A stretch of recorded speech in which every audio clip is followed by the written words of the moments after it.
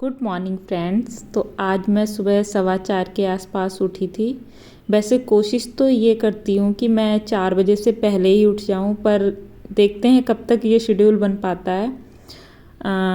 वही उठने के बाद नींद खोलने की कोशिश, फिर मैं आ गई थी अपना थोड़ा मेडिटेशन करने। मैं बीके शिवानी का 10 to 15 मिनट्स का था, क्योंकि मेरा अभी दिमाग ना, जैसे जब पढ़ने बैठते हैं तो दिमाग इतना चलता है, पता नहीं कहाँ थॉट्स कहाँ से आते हैं, कहाँ तक पहुँच जाते हैं। तो मैंने अब ये स्टार्ट किया कि मैं सुबह अपना थोड़ा टाइम मेडिटेशन को भी दिया करूँगी, जिससे कि थोड़ी थॉट प्रोसेस कम हो। फालतू के, ऐसे नहीं ज़रूरी वाले, फालतू के सोचना बंद करूँ और ये मेरा फोकस अच्छा हो। तो इसलिए बहुत ज़रूरी है कि आप सुबह मेडिटेशन को अगर टाइम देते हैं तो आपका दिन अच्छा जाता है। मेडिटेशन करने के बाद वही मेरी सुबह की जो करंट अफेयर की क्लास और DI सॉल्व करना, ये सब मैं किया। आज जो सर जिनसे मैं करंट अफेयर की क्लास लेती हूँ वो उन्होंने नहीं, आज सुबह 4 बजे वैसे वो अपलोड करते हैं, नहीं की थी। तो मेरी अभी छुट्टी थी RO एग्ज़ाम के आसपास की, वो मैं देखने लगी थी। उसको देखने के बाद फिर मैं DI किया। मैं अपना सारा मतलब सुबह की जो भी स्टडी है वो मैं मोस्टली फ़ोन से ही करती हूँ। इसका भी एक रीज़न है कि मैं फ़ोन क्या था, सुबह पहले उठती थी तो फ़ोन चलाती थी आधे घंटे, 15 मिनट, 1 घंटे, कभी कभी टाइम ज़्यादा भी, कुछ अच्छा दिख गया, कोई वीडियो जो मुझे पसंद आ गई मैं देखने लगी, किसी ने मैसेज कर दिया, तो मैं इस टाइम को रिड्यूस करने के लिए मैंने सोचा मैं सुबह का टाइम पढ़ाई को ही दूँगी, मतलब फ़ोन से ही पढ़ने को दूँगी।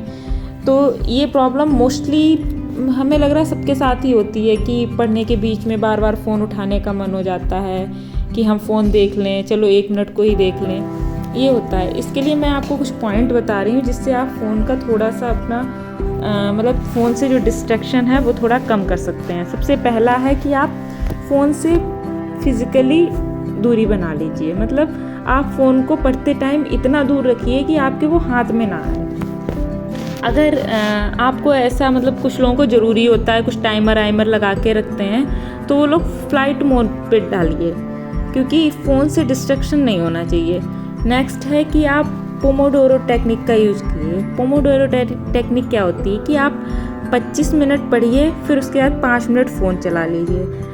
मतलब आप ये सोचिए, जब पढ़ते हैं बैठ के 25 मिनट ही तो पढ़ना है, उसके बाद हम 5 मिनट मतलब व्हाट्सएप चेक करना, इंस्टा या कुछ भी जैसे आप चलाना चाहें। तो ऐसे 25-25 मिनट करके अगर आप 5-6 दिन लगातार करते हैं तो फिर आपको अच्छा फील होगा कि चलो मैं मतलब अगर आप वैसे फ़ोन उठाएंगे तो आप 5 की जगह 25 मिनट ही चलाएंगे। ऐसे आप अपना अगर टाइम डिवाइड करेंगे तो आप देखेंगे कि चलो ठीक है, मैं 25 मिनट तो पढ़ लिया, फिर 5 मिनट फ़ोन चला लिया, फिर 25 मिनट पढ़ लिया, तो ये आपके लिए मतलब आपकी पढ़ाई के लिए अच्छा हो जाता है। नेक्स्ट है कि आप अगर अपने जैसे जब भी फ़ोन मन हो, पढ़ रहे हैं आप, आपका मन हुआ चलो फ़ोन चेक कर लेते हैं, तो आप अपने आप से पूछें कि क्या ये फ़ोन मेरे गोल के करीब ले जाएगा मुझे? अगर मैं फ़ोन अभी उठा के चला लेता हूँ तो क्या इससे मेरी जॉब लगने में फ़ायदा होगा? आप 5 सेकेंड को रुकें और डिसाइड करें कि लेना है कि नहीं, मे बी आपका डिसीज़न चेंज हो जाए। और नेक्स्ट है कि अगर बहुत सारे ऐप्स होते हैं जो डिस्ट्रैक्शन ब्लॉकर हो टाइप के, या नेट ऑफ कर देते हैं, मुझे आइडिया नहीं है, मतलब लोग करते हैं ऐसा, तो आप वो भी अपना अप्लाई कर सकते हैं। या फिर सोशल मीडिया आप हाइड कर सकते हैं, जो भी है।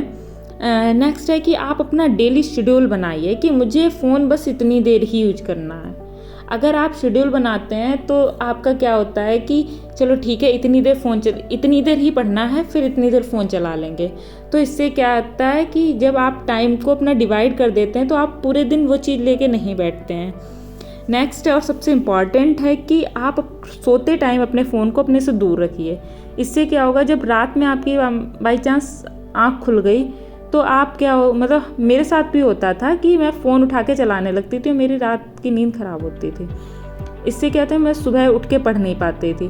तो इससे आपको फ़ायदा ये होगा कि आप रात में अगर फ़ोन दूर रखा होगा तो आप फ़ोन नहीं चलाएंगे और आपकी नींद भी पूरी होगी।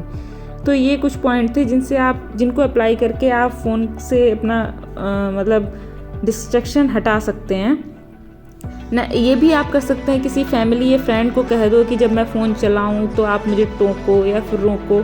तो ये बहुत सारी चीज़ें होती हैं। आज मैंने सोचा था, अभी मुझे ये न्यूज़ मिली है कि नेक्स्ट मंथ में आरआरबी टीचर का एग्ज़ाम हो सकता है। उसमें वैकेंसी तो बहुत कम है, पर मैं उसी का सिलेबस ढूंढ रही थी। मैंने कहीं लिख के रखा, वो तो नहीं मिला, पर ये मेरे पेजेस मिल गए जिन पे मैंने बजट है और ये यूपी बजट, यूनियन बजट और वन रिपोर्ट, सर्वे, ये सब लिख रखा था। तो मैं ये पेजेस पे इसलिए लिखती हूँ क्योंकि मैं कॉपी लेके तो पूरे दिन नहीं घूम सकती। अब मैं किचन में गई या बाहर कहीं गई तो मैं ये पेजेस लिए अपने साथ रखती थी कि चलो ठीक है, आज ये चीज़ अपना रिवाइज़ करनी है। और मैं बहुत छोटा लिखती हूँ जिससे मुझे ये वर्डन ना फील हो कि हाँ मतलब इतना सारा पढ़ना है। तो बजट है, चलो एक ही पेज में तो है, पढ़ लेते हैं, ये करते हैं। और मैं रफ अपना जो वर्क होता है वो भी ऐसे पेजेस पे ही करती हूँ करो और उड़ा दो, ऐसा वाला। तो वो मैं अपना ढूंढ रही थी जो आरआरबी टीचर का सिलेबस, वो तो नहीं मिला, पर ये पेजेस मिल गए, इन्हें भी पढ़ना ही है वैसे भी। तो देखते हैं क्या होता है। एग्ज़ाम तो वो भी देना है, पर उसमें वैकेंसी बहुत ज़्यादा ही कम है। मैं सोच रही थोड़ा बहुत टाइम उससे दे देंगे। उसमें प्रोफेशनल एबिलिटी जो CDP होती है वो बहुत ज़्यादा आनी है, लगभग 50 मार्क्स की। तो यहाँ मेरा वो यहाँ पे रेलवे टीचर का शायद मिल भी गया है।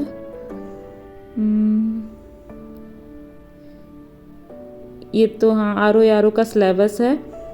और ये मैं सारे सिलेबस खुद से ही लिखती हूँ।